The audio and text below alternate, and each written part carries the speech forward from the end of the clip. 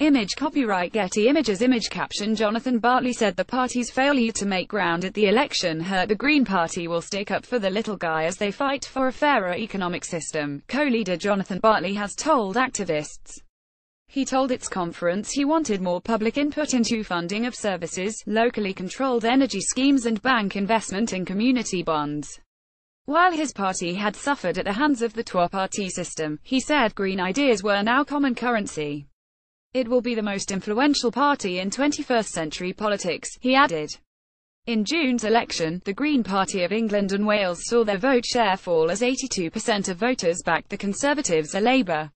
It got 1.6% of the vote, down on 3.8% in 2015, as it failed to make hope for breakthroughs in target seats in Bristol, Norwich and Oxford.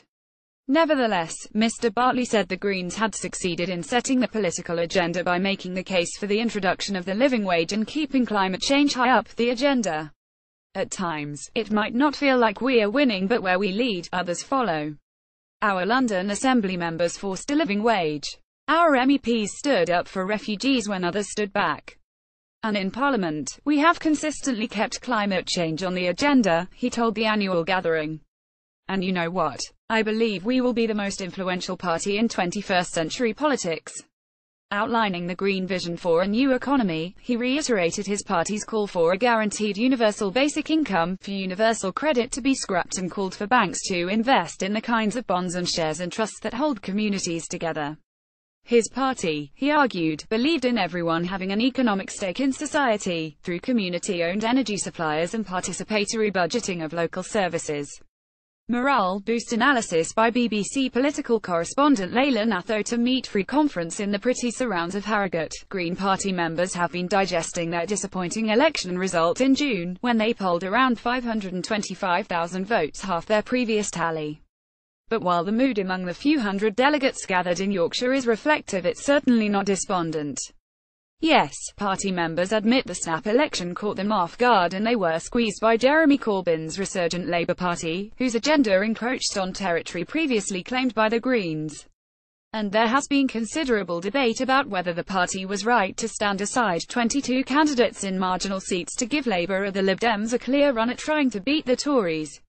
One of those candidates told me she thought Green voters should have been able to choose the party they wanted to, and thought anyone prone to making tactical choices would have done so anyway. Another described the decision as surrender, seeing as there was no real payback by Labour or the Lib Dems by coming out strongly for electoral reform.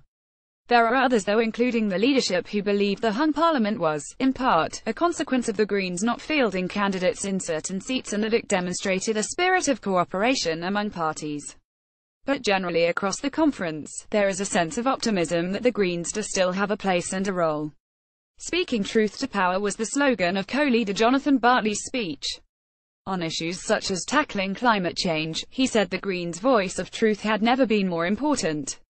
And there was his commitment to a second Brexit referendum. On the final deal agreed with Brussels, a passionate defence of free movement of people and a claim that Britain's future was better in the EU. But the party also wanted to make a case for a new economy, a green economy with people and the environment at its heart. This was a morale-boosting address to rally the troops and reassure them the Greens are still relevant. Other parties might flirt with changing the economy or the welfare system, but we are the only party that is honest about how much things need to change. He added the Green Party is the party of small business, of creators, givers, sharers and contributors. Of the little guy, the social entrepreneur, the activist, the creative coder and the brave builders. The party for anyone who has a dream. For everyone that wants an economy working for them, not against them. Also speaking at Harrogate, Ms. Lucas said her party had helped define the general election story by being brave enough not to field candidates in seats where other progressive parties had a better chance of winning. The tactical alliances were criticised by some party members after Labour and the Lib Dems largely decided not to reciprocate. Ms. Lucas said progressive votes would continue to be wasted until the UK adopted a proportional voting system, but, defending her party's choices, she said it had lived its values by embracing pluralistic cooperation rather than tribalism. She told activists the Greens would always be an insurgent force for good that would ask the big questions that other parties would not. On the third day of the party's conference, members backed an idea for a new bank holiday to celebrate the contribution of migrants to British society.